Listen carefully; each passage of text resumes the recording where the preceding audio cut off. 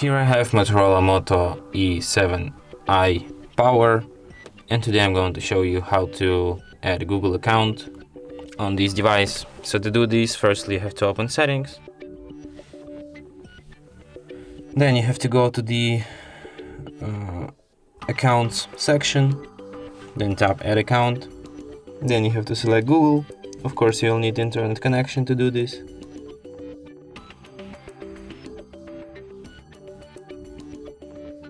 Then you have to enter your email or phone number. Tap next.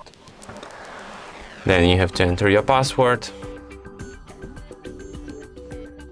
Tap next. Then you have to agree with Google's terms of service and privacy policy. And at last, what you will have to do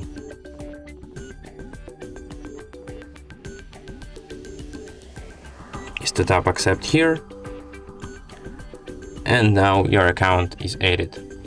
If you want to remove this account, just select it here and then tap remove account and then confirm it like this. And that's it. Thanks for watching. If you find this tutorial useful, don't forget to hit that like button and subscribe to our channel.